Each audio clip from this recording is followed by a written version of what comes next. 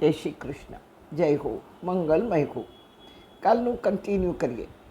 વસ્ત્રહરણ 998 વાર થયું. દ્રૌપદીએ હાંક મારી, માધવ માધવ માધવ, અને 998મી વાર માધવ આવ્યા. ચીર પૂર્યા, લાજ રાખી 999મેં સમયે. દ્રૌપદીએ બોલે રાખ્યું, તું કેમ જોઈ શક્યો? મારી આ દશા તારાથી જોવાય કેમ? માધવ. બોલીને થાકી દ્રૌપદી. કૃષ્ણે કહ્યું, બહેન તારું પૂરું થયું તો તને જવાબ દઉં. પ્રત્યેક માનવોને કૃષ્ણે આ જીવન સંદેશ આપ્યો છે, અને તેમાંય સંસારીઓને ખાસ છે. તો સુનો. કૃષ્ણે કહ્યું, બહેન, તે પહેલાં રાજ્યમાં બેઠેલા ધુરંધરોને, દ્રોણાચાર્ય, ભીષ્મ, કૃપાચાર્ય જેવા હજારો રાજા રાજવીઓ બેઠા હતા, કે જે બધા આપણા સગા સંબંધીઓ જ હતા. એમાં પણ તારા 5 પ્રભાવી પતિઓ, તારી એક હાંકે કોઈ ના આવ્યું. અને તે વખતે તારી એક હાંકે મેં એક વસ્ત્ર તૈયાર કરી રાખ્યું. હું જોતો રહ્યો હતો બહેન, કે મારી બહેન હમણાં મને હાંક મારશે. બેન, દુઃખ તો મને થાય છે. મારી એવી તે શું ભૂલ થઈ કે તે પહેલાં મને યાદ ન કર્યો? મારી બેન, તું મને યાદ કરવાનું કેમ ભૂલી ગઈ? દુઃખ તો મને થાય છે. મારી ક્યાં ભૂલ થઈ?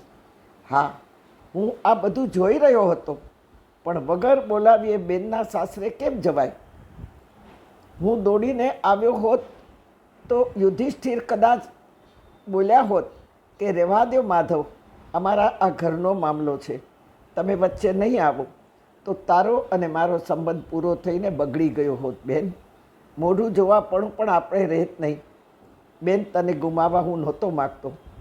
કૃષ્ણનો જીવન સંદેશ છે કે કદી સગા સગપણો વચ્ચે ધંધાદારીમાં, ભાગીદારીમાં કે ગુપ્ત વાતોમાં જોડવા નહીં.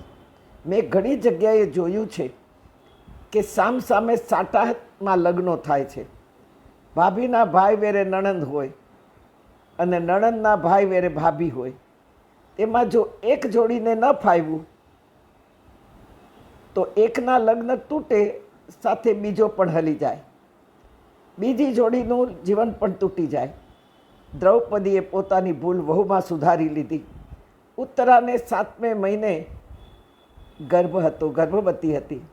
ક્રોધથી આગ ઓગતો અશ્વત્થામા ઉત્તરાના ગર્ભને તોડવા અશ્વત્થામાએ ખડગ ફેંક્યું. 16 વર્ષની માસૂમ ઉત્તરા ગભરાઈ ગઈ. ચીસ પાડી ઉઠી, માં.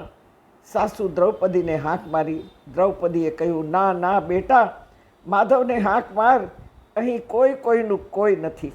બેટા, 998મી વખત હવે માધવ નહીં આવે, એક હાંકે જ આવશે.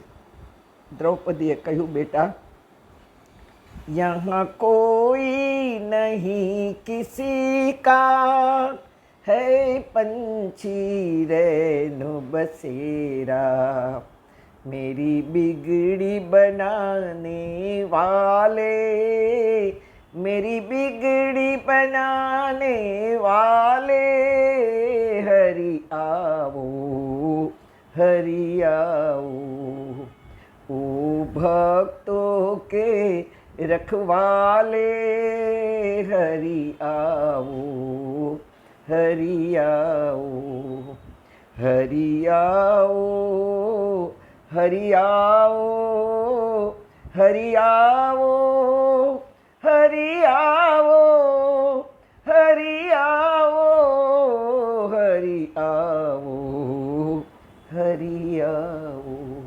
यहाँ कोई नहीं किसी का. એકના એક દીકરાને કેન્સર થયું હોય તો મા એને બચાવી નથી શકતી. રાતને દિવસ જાગ્યા પછી પણ એ બચાવી નથી શકતી. એને બચાવનાર કોઈ એની અંદર બેઠો છે. તેથી ક્યારે પણ કોઈ પણ મુસીબત આવે, કોઈ પણ તકલીફ, આપત્તિ, વિપત્તિ આવે, કોઈ સગા સંબંધીઓ, વાલાઓ કે કોઈ મિત્રોને, કોઈ વહાલા લાગતા વ્યક્તિઓને કદી ના બોલાવશો.